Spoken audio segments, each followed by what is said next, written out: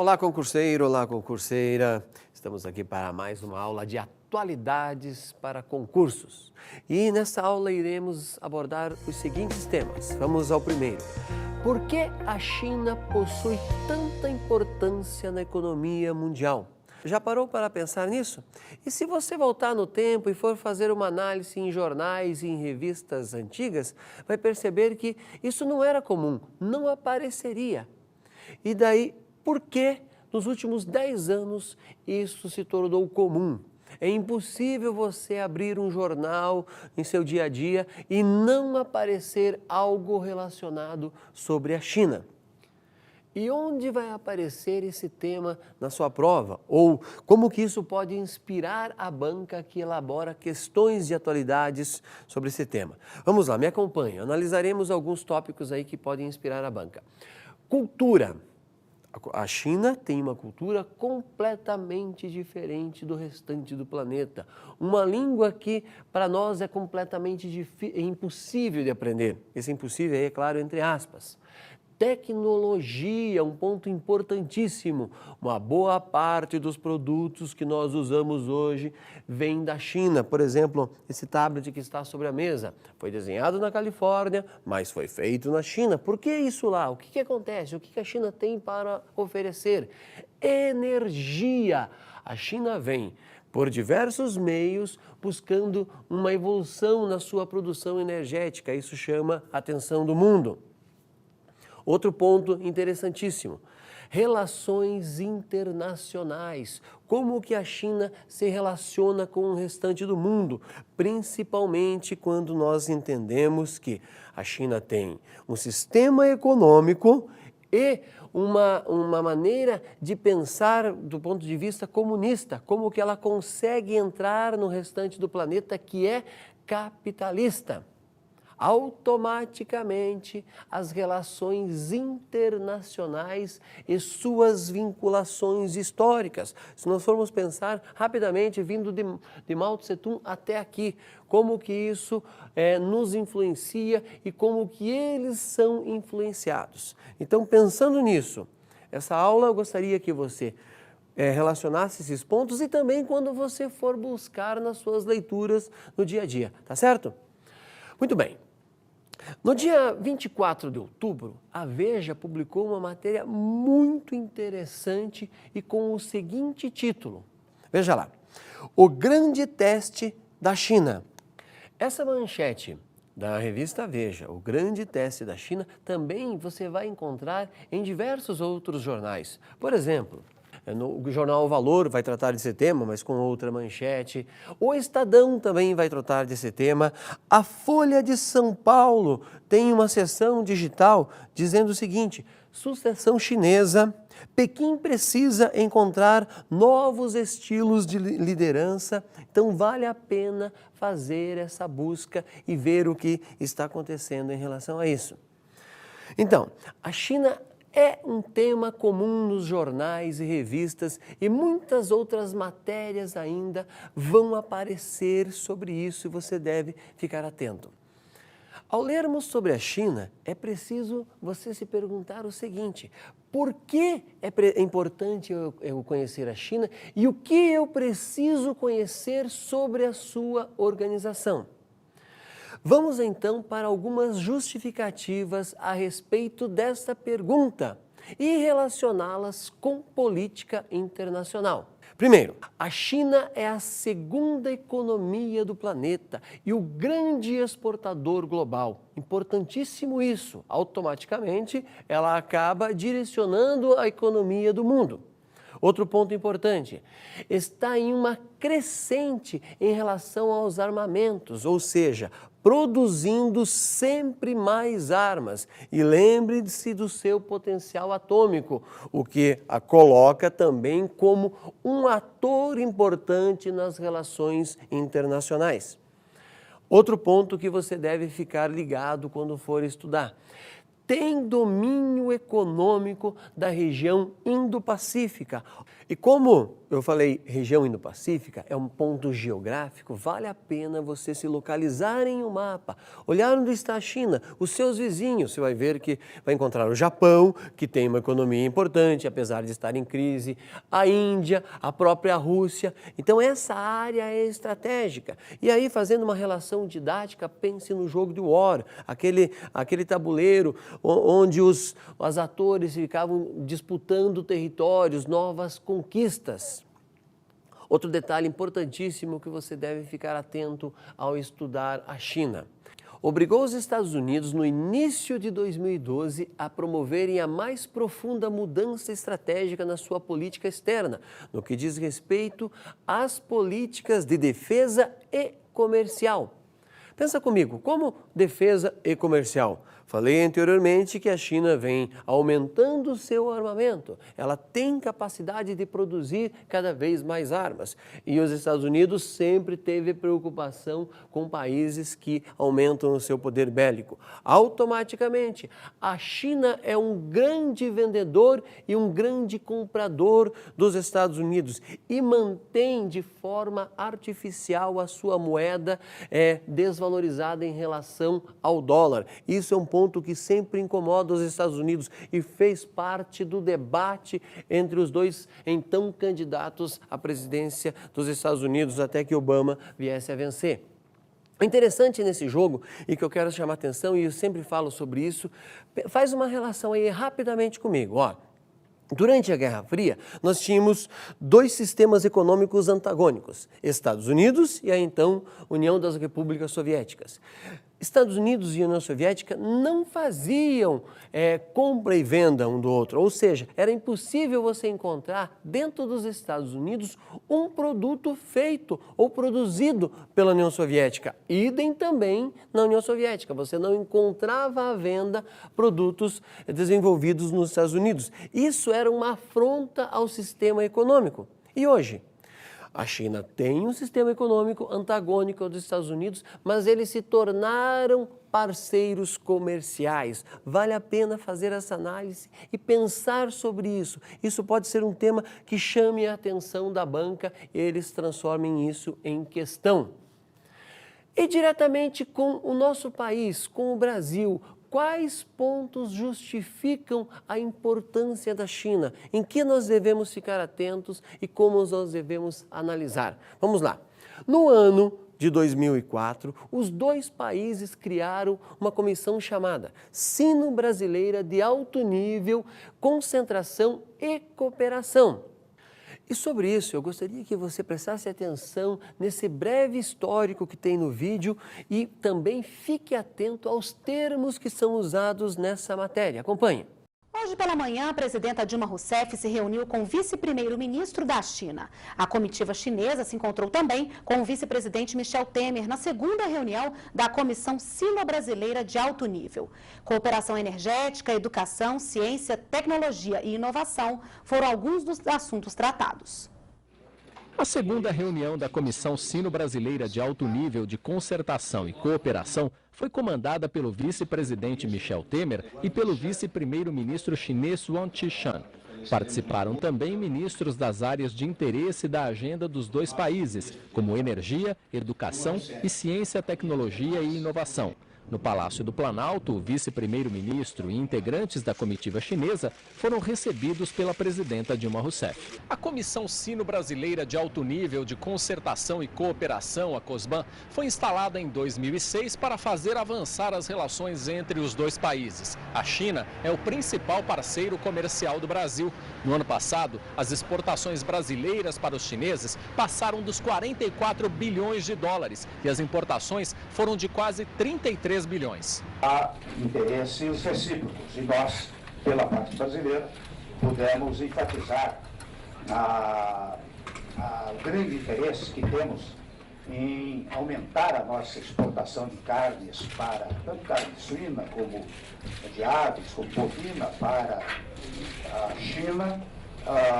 Tratamos de alguns casos que preocupa a indústria brasileira, né, como a questão do aumento das exportações brasileiras de produtos manufaturados para a China.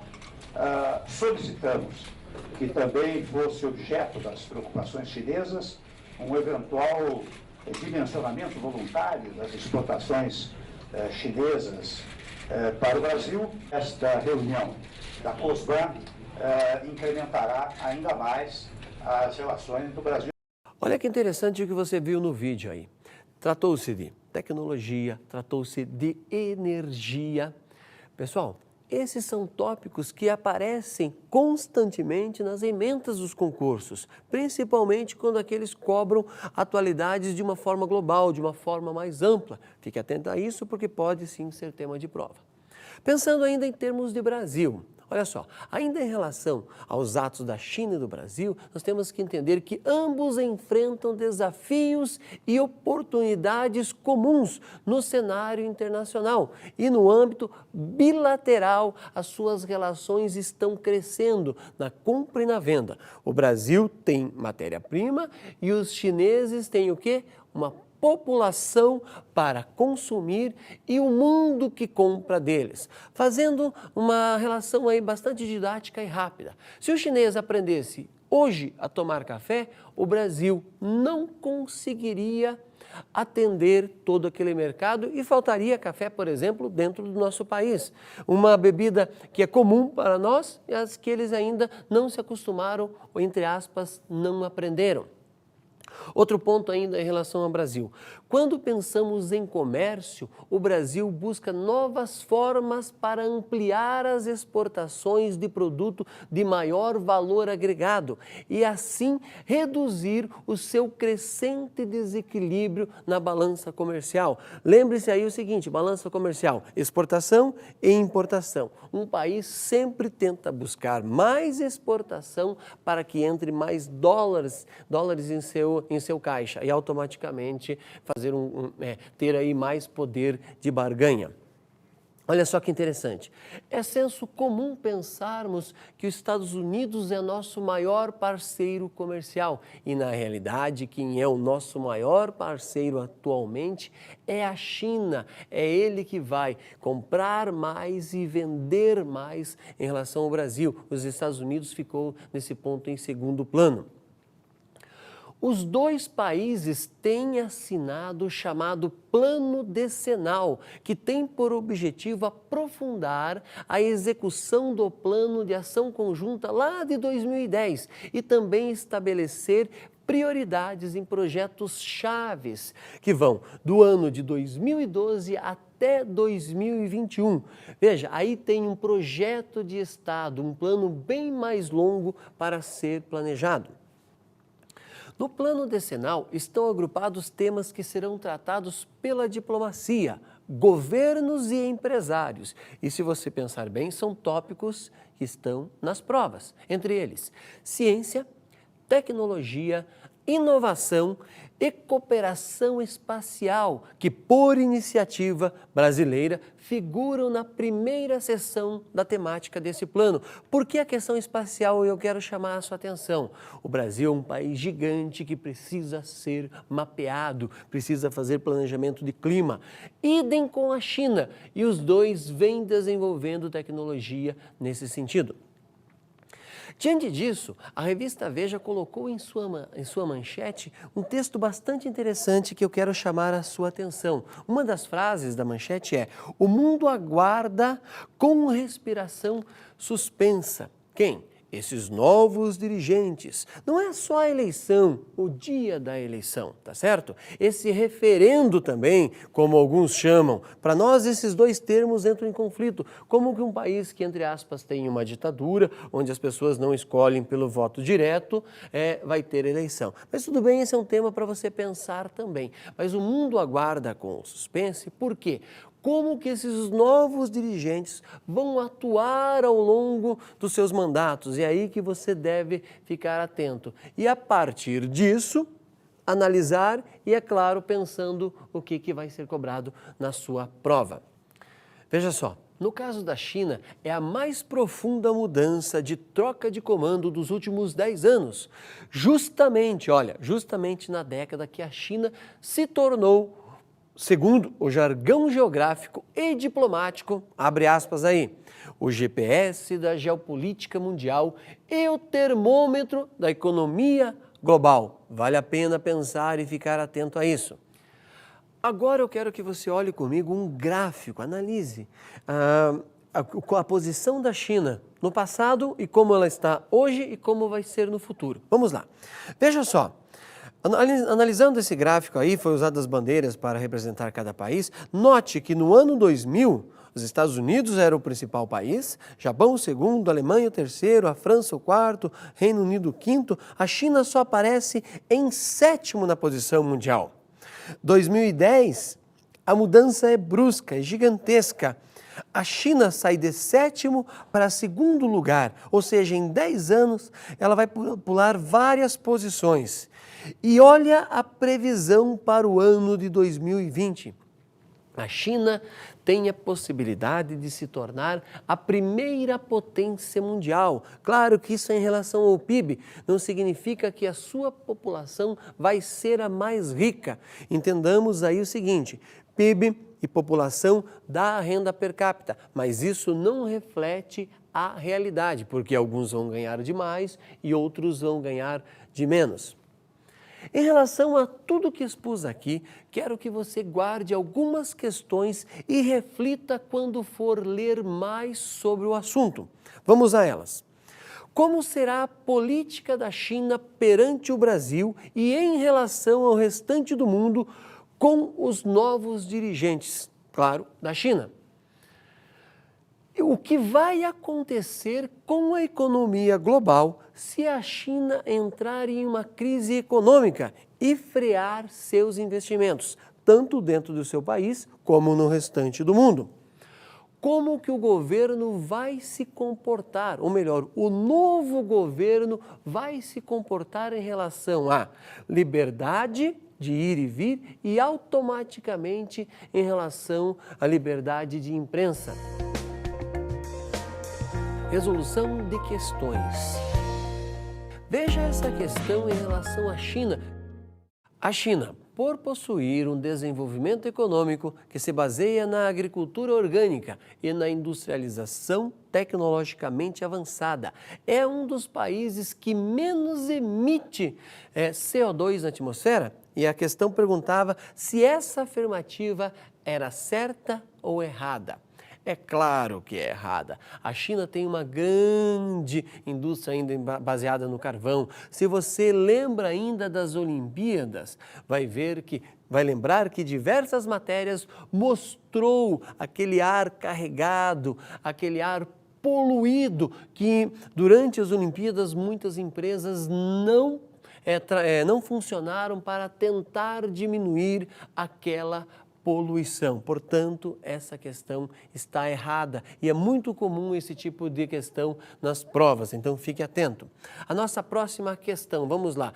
De acordo com a avaliação do governo brasileiro, o G20 e o BRIC Brasil, Rússia, Índia e China, não estão funcionalmente articulados, pois respondem a objetivos diferenciados, estando o primeiro preceptualmente voltado para a definição, ou melhor, redefinição dos mecanismos de governança global no plano econômico, e o segundo para a abordagem de temas da política e da segurança internacional, como, por exemplo, da mudança climática e da questão nuclear. Você teria que julgar se estava certo ou errado essa afirmação. Ela está errada, porque esses países estão, sim, de maneira articulada. E uma ressalva aí, hoje nós temos que ter um S no final dos BRIC, porque entrou nesse grupo quem?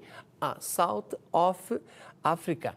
Ou seja, a África do Sul. O S, quando você encontrar num texto de jornal ou revista, não é plural como as pessoas estão imaginando. A África do Sul entra neste bloco econômico.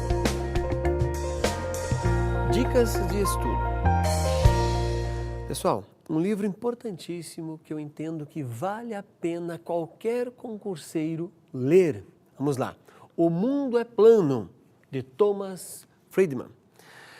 O mundo globalizado no século XXI. esse livro é fantástico, ele vai dar a você uma visão ampla de como o nosso planeta, do ponto de vista comercial, atingiu o atual estágio, como que nós estamos vivendo, como nós estamos nos relacionando. Então, vale a pena, é uma leitura mais densa, mas vai valer a pena.